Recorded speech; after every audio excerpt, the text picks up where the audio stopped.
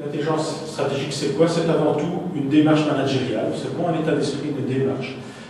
C'est un ensemble d'outils qui permettent de mettre en place des avantages compétitifs, puisque vous le savez en étant entrepreneur, c'est que si vous réussissez à vendre à quelqu'un, à vos clients, c'est parce que vous lui proposez de la valeur, vous lui proposez plus de valeur que vos concurrents. Donc vous avez un avantage, quel qu'il soit, je n'en sais rien, c'est peut-être la localisation, c'est peut-être le prix, c'est peut-être la qualité, c'est peut-être la couleur, c'est peut-être votre souris, je ne sais pas quel est votre avantage compétitif, mais vous en avez un.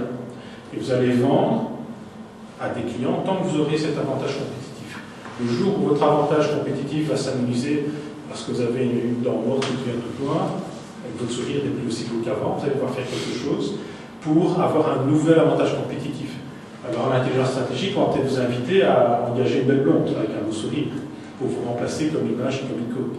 Où on vous dira qu'il faut changer de stratégie, acheter un iPad pour le vendre pour vendre vos produits sur un iPad. Donc, on ne sait pas quoi, mais vous devez avoir un avantage compétitif. Derrière, il faut protéger l'information, il faut collecter et protéger l'information qui va vous permettre de vous développer. 3 piliers pour l'intelligence stratégique, donc on vous aide à agir dans 3 domaines, c'est la veille, c'est la collecte d'informations, c'est de quelles informations ai-je besoin, comment vais-je aller les chercher par rapport à ma stratégie. Une fois que vous avez cette information, que vous avez créé de l'information, que vous en avez fait quelque chose, que vous avez un avantage compétitif, il s'agit de le protéger pour qu'on ne vous le vole pas. C'est-à-dire qu'on ne débauche pas avec le monde que vous venez d'engager, ou qu'on ne se dise pas, ils vont se produire avec une belle blonde, je vais faire la même chose. Et puis, les opérations d'influence, c'est façonner le monde pour qu'il vous soit plus favorable. C'est-à-dire éviter que vos concurrents ne fassent passer une loi qui interdise les belles blondes. Parce que là, vous avez un souci. C'est un peu ce qui s'est passé, je ne sais pas si vous avez entendu parler de cette obligation d'avoir des éthylotests dans les voitures françaises. Donc on doit avoir 1 voire 2 éthylotests obligatoirement dans la voiture. C'est une magnifique action de lobbying d'une PME. Parce qu'à la base, ce qui est à la base, c'est une PME de 40 ou 50 personnes qui produisait des éthylotests.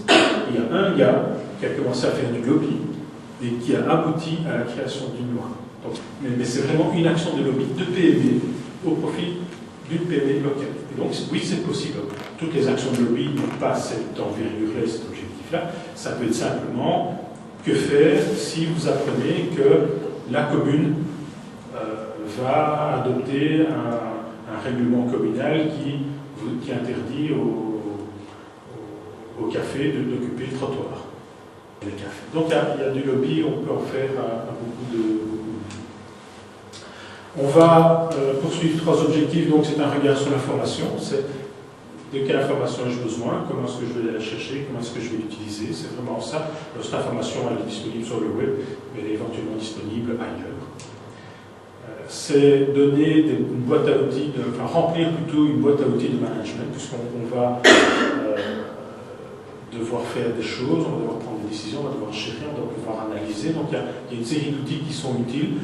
Nous, on propose une série d'outils qui amènent l'entrepreneur à réfléchir, à poser un regard sur lui. Alors, on est bien d'accord, l'entrepreneur sait le faire et il est intelligent, sinon il ne serait pas entrepreneur et son entreprise ne vivrait pas. Par contre, il y a des outils qui permettent d'aller plus vite, plus loin et plus correctement. Et c'est ça qu'on veut aider l'entrepreneur à faire. Parce que s'il est capable d'aller plus vite, plus loin et plus efficace, ça lui coûte moins cher et il est capable d'être plus rentable et d'augmenter ses profits. Et puis, c'est permettre de connecter les points, c'est-à-dire non seulement connecter les individus entre eux, parce que l'échange reste important, et quand même on est dans le monde d'Internet, les rencontres, le networking est quelque chose qui est fondamental. Et puis, ça permet également de connecter des points entre différents types de technologies qu'a priori on ne mettrait pas ensemble et que subitement on peut mettre ensemble parce que les choses prennent du sens. Je me souviens, il y a quelques années, on parlait pas encore beaucoup d'Internet, on parlait déjà de veille, notamment de veille brevet, et on disait, tiens, le jour où on a vu apparaître un brevet dans lequel on parlait à la fois d'électricité et d'insecticides, il y a des gens qui se sont posés des questions. Et pourtant, quelques années après, ça a donné un produit tout à fait improbable, c'est le petit machin héroïque qu'on met dans la prise qui diffuse de bonnes odeurs.